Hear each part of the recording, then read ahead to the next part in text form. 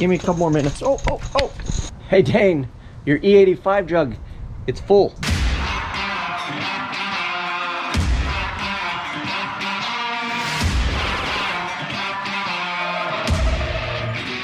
What is up, everybody? Welcome to the Burndown YouTube channel.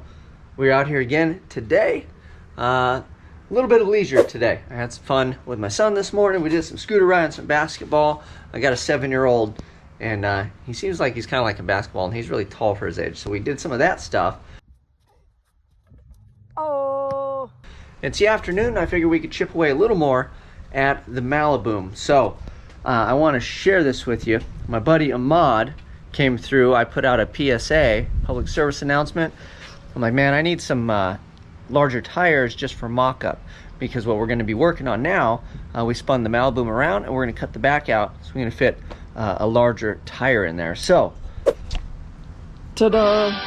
I put the PSA on, he came right through and was like, dude, I got you, right? Well, then I was asking him, I'm like, oh, you know, and I need the 28x10.5. Well, these are a 295/65/15. So, they're actually a bit larger than what I thought we were going to put on the car. I wanted to run, I thought a 28x10.5 would suffice, but these are the equivalent of a 29.5, 10.5. So tread width wise, it's the same width, which is fine, that works. A little taller diameter. So I figure, no harm, no foul. So we'll see if we can get this thing to fit. I'm gonna probably have to cut a bunch of stuff out to get them to work properly and to be able to mount them in and out of the car. So that's what we're gonna start kind of tinkering and working on. But I think this will be the max tire size for the car. So I thought it was gonna be a 28x10.5 car. I'll be able to fit, I'd like to be able to fit comfortably a 29.5, 10.5. So we'll have a little more height on the tire. And I don't think you can ever go wrong with more tire, right? So I think that'll be the biggest tire we're gonna fit. I don't think we're gonna go too crazy on this thing. And I think that should be plenty for what we're trying to accomplish this car. That should be all the tire this thing needs to see. So let's get started. We'll take the cover off, and then we gotta start dismantling everything in the back. So I gotta grab the keys and do that. But I want to send a big shout out and thank you to my buddy Ahmad for coming through with that. So thanks, boss. All right, here's what we are working with. The fuel cell lines, that. I want to take everything out of here. And then we will take, I've got my transmission cooler. A boys war. We'll move that. And then the fuel and all the lines, we need to move all this stuff, because I think what we're gonna do, this floor is basically junk anyways, so I think we are just gonna make some room for activities. I think we're just gonna make this floor go away is the plan, I believe. And we're gonna have to widen these guys, I think. So for now, what we'll do is I just want to move electronics, anything that I can mess up or cut into. We'll move the battery, and we'll get it all out of here so we can kind of cut stuff out. And then, you know, those are the new ones. They're only 10.5 wide. They look a lot larger, but they're not. And these dudes are 9, which is just a hair bigger than the 8.5s that were 8.5s that were there.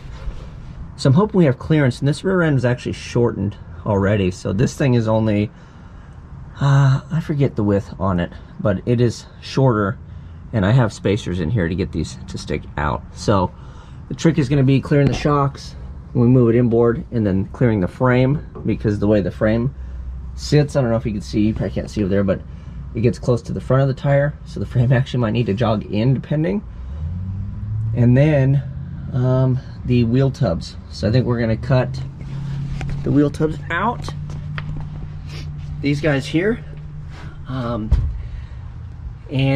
we'll see how we go. So I'm gonna have to make a bunch of room. I don't know how far we're gonna get today, but I can get some of this stuff out of the way, and let's just quit talking and we'll get to working. But the ultimate goal is to fit those, and then the other goal is to be able to change it decently, because right now I have to disconnect everything. So I'm thinking we can make a pin, like a quick pin for the sway bar in the back, which I have to address that too.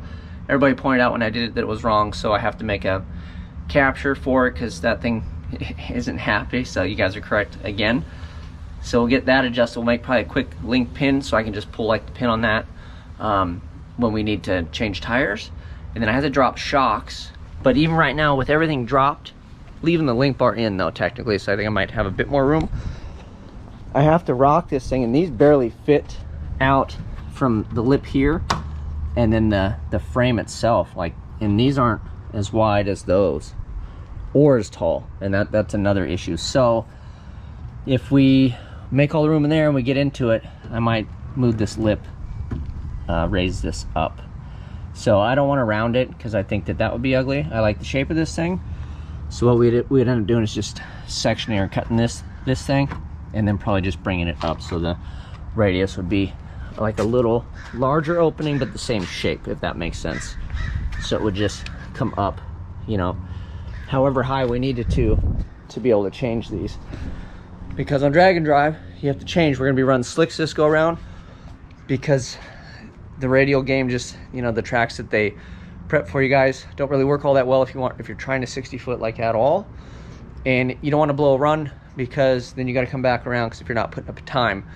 So I want to run a slick, which means I have to change tires at every track. And this is a bear just changing these, and these aren't bad. So we're gonna have to make room, whatever it takes to get these, and then we'll try to keep aesthetics, you know, as good as possible. And she needs a paint job anyway, so whatever. We'll cut it out, whatever we got to do, we'll make it happen. So let's start disassembly. So as I'm under here taking this thing apart, thinking to myself, what in the world are you thinking, Dane? The thing about building the car that's funny is you build the car, right? And then you get it and you drive a little bit and you're like, oh, I gotta make it better. And I think part of being a car builder, if you're a car builder, is you're never done. Like, for whatever reason, we can't stop building. So I'm really hoping this go around, with everything that I learned, I can make some better choices on where we put things, and just do a little bit more refined and better job of things this go around. And hopefully this thing will go quick enough that we can just get seat time and spend money going to events and having some fun with it, and just run what this thing will be capable of on the next rendition. Because I think this is it, man. I don't, you know, it's hard to keep building the same car over and over and over, but I'm hoping that this is the one. We'll put some tires on it, we'll put some power to it, and hopefully we have some fun with the thing. Because all I ever do is work on it, right? But I guess that's hot rodding. The other thing I was thinking too, because I'm out here bored just pulling stuff apart, we got the tank out and we got to drain it. While I was taking this apart, I was like, man, what if you had enough money to hire JJ the boss to come out and just be your hype man for a race? Like, if he'd go on race week with me, he didn't have to ride shotgun. He just has to show up at the track and then just jump around the starting line and try to bet everybody that's in the perimeter and be like, get right, Maliboom. And I would just be like so pumped if he was doing that. But then I'd probably wouldn't make it past day one. But it would be exciting. Imagine if he was out there cheering you on. So, all right, I'm gonna keep daydreaming. Get right, Maliboom.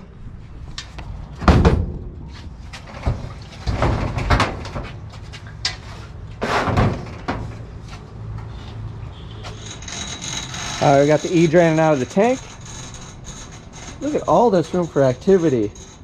Woo-wee! That's a bunch of room. I got this guy disconnected. So this is the trans cooler line, So we'll undo all the wire so we can kind of coil it up or move it. We gotta do something with it because I don't want to cut it. Yeah, we'll figure out what to do with these guys. And then we'll kind of get to looking at it and see what we kind of need to do. But give me a couple more minutes. Oh. Hey, Dane, your E85 jug, it's full. That wraps us for this episode. Oh, I wonder if you can hear the echo. We've got plenty of room for activities now in the trunk.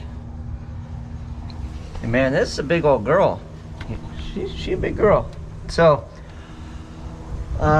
what we will do on the next go round of videos, like I stated in my previous video, if you missed that one, I am kind of I'm needing more of my time back. I can't do daily videos until I fix my wife's car, but I have to save up money to buy the transmission and then use the time to fix it once I have the transmission. So it's an 8-speed and it is spendy, so I have to put more hours in on a regular basis so I can afford to fix that. So that squashes my hot rod program, but we have a lot of fab work, as you guys see, so it's not going to really slow me down terrible, other than the extra time I have to put on my regular stuff. So I'm going to work and squeak hours in when I can. I don't know if I can do the hour a day thing. We will try, and if I do that, I'm not going to film it because I won't have time to get cameras and stuff out by the time I start even later and start squeaking hours on this thing. But if I can during the week, I will get you like an update video. So I'm gonna try to do like one update video a week, especially if I get stuff done.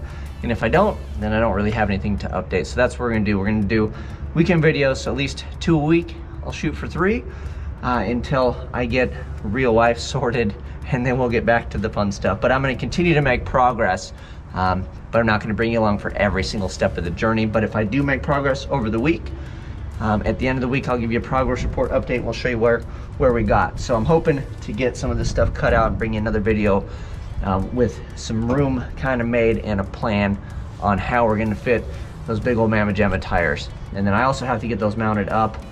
And I don't know wheel situation. I think I'm just gonna mount them on the wheels that I have now, even though that'll bring them in a little bit.